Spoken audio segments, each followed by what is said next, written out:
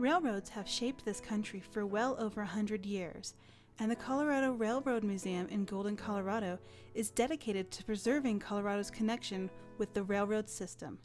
Without the railroads and the extensive rail network that was developed in the late 1800s, Colorado would not be the state that it is. In the early 1800s, the railroads allowed people to cross the country in a matter of days, a feat that would have taken months or years to accomplish. With this huge technological advance, it allowed Colorado to grow into the city it is today. And we hope to portray here at the museum, we have the largest collection of narrow gauge equipment here. And we hope to portray to people what it is that brought the railroads here. Why did they come? Why did people come? The railroad came from mining, and then because of that, the ranching developed, the agriculture, the businesses, the stores. So it's an important part of our history. And our mission is to show people how and why that's important to the state. Much of the equipment that's here has been donated. Occasionally we'll run across a specific piece that we just have to have that is available for purchase. Our collection is limited to equipment that operated in Colorado. Every now and then a piece of equipment comes up available, but it didn't operate here in Colorado, so we have to let that pass. The railroad has a special connection to many people, including Robert W. Richardson. When the railroad started to go out of business in the 1940s, Robert started collecting them in Alamosa. When his railroad collection outgrew its available space, Robert enlisted the aid of his friend Cornelius Houck, and they moved the railroad collection to Golden, Colorado.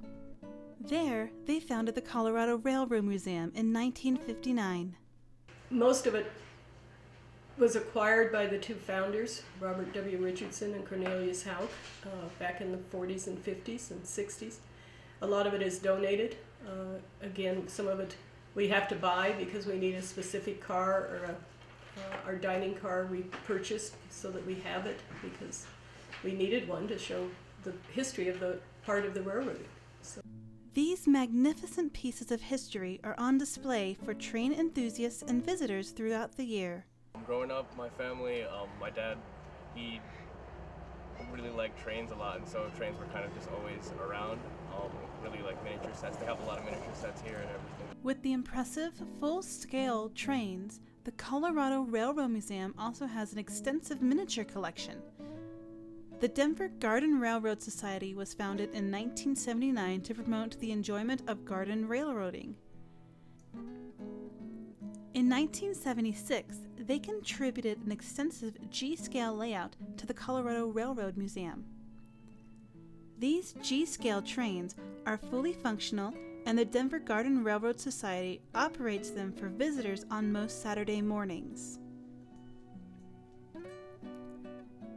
The G-scale stands for garden scale and refers to the size of the trains. It is the size that is perfectly suited for outdoor running because of its durability. The miniatures display everything from a popular train engine to tiny people walking around the streets. These magnificent pieces of history are on display for train enthusiasts and visitors throughout the year.